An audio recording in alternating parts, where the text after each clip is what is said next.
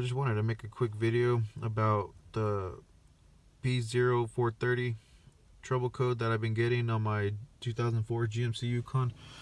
Right now I have it off, but I've seen a lot of people on YouTube and other places using these spark plug foulers. These are the ones that I used. It's 42009. You just go into the auto part store and that's the part number right there. You could also type that into Google and it'll bring up the spark plug foulers. I don't got them in here. I currently got one on the O2 sensor, bank 2, that's on the passenger side. That's the very back O2 sensor. That's what's going to be telling you that your catalytic converter is not efficient. And that also triggers a code. And whenever it triggers a code, you always have your check engine light on up there. And so I went ahead and bought this pack. It was probably about $8 plus tax. And I went ahead and drilled one out because they say you're supposed to drill one out, put the O2 sensor in there, and screw the one that's drilled out into the one that is not drilled out. And then you screw the whole thing as a unit into where the O2 sensor goes, and everything screws into place. So I went ahead and bought this pack, and I did that, but I messed up one of the foulers whenever I was drilling it out. I hit the threads, and the threads wouldn't screw into the other fouler.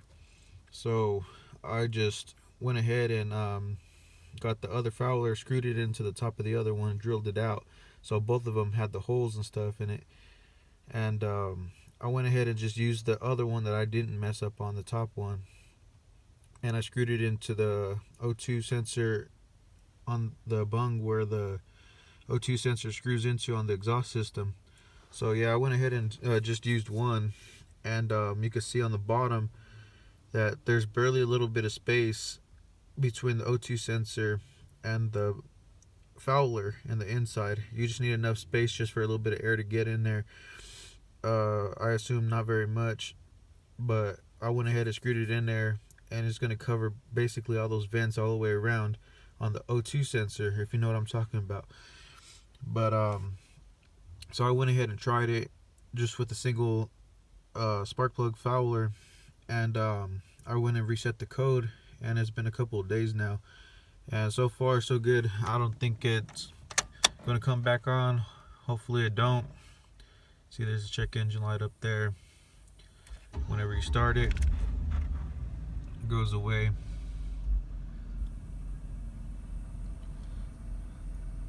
And then that's how you know everything is, good. So yeah, the light's off. That flashing light is just telling me to put my seatbelt on. Also, whenever you got that service tire monitor, that's just the TPMS sensors. You get aftermarket rims or anything, and you don't got the right TPMS sensors, then you start getting that notification right there on your dash.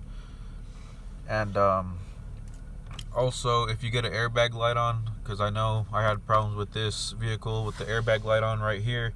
If you get your airbag light on, it's the clock spring. You got to take off the whole steering wheel and mess with that stuff too. But that's like a whole nother video on itself. And yeah, I want to go ahead and show y'all the O2 sensor and the spark plug fouler and all that stuff real quick. So let me go ahead and go show y'all.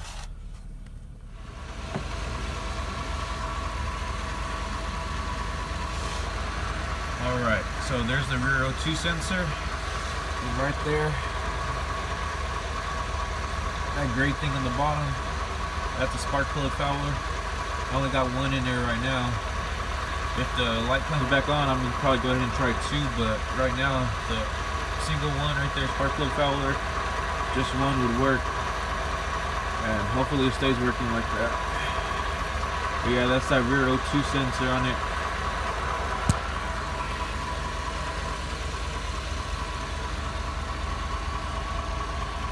There's a torsion bar. But yeah, it's right there. It's pretty easy to get to. I got to it with just a regular wrench, open wrench. I believe it's a 22 millimeter. That's what you're gonna need to take that off. But yeah, so far so good.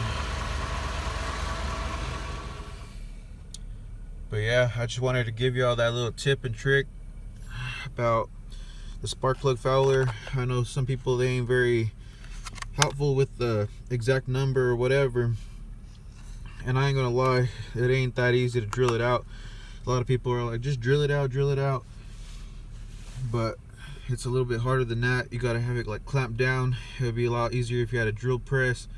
Use a little bit of oil to lubricate it, the drill bit, so you don't burn out the drill bit, so it don't lose its temper. But so far it's been working. Everything's good on it. Yeah, so far it's been working. It's been doing pretty good. I've just been fixing up this Yukon little by little as I go.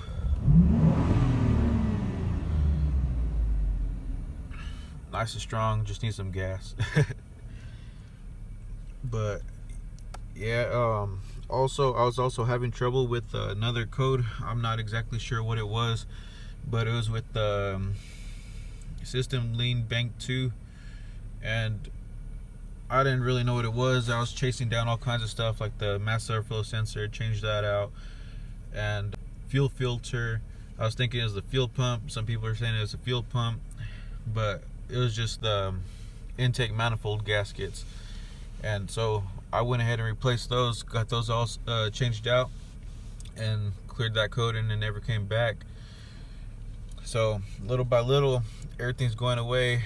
All the trouble codes are going away. Everything's starting to work as it's supposed to. Whenever you get vehicles that are used, sometimes people who had them previously didn't take care of them, keep them properly maintained or anything, and so you're kind of stuck with those problems. But I hope that stuff helped you. Whenever your oil pressure is low like this is right here, it's just the oil pressure switch. But I'm gonna change that out here soon. Hopefully I can make a video on that also. But yeah, that's why that oil pressure looks so low.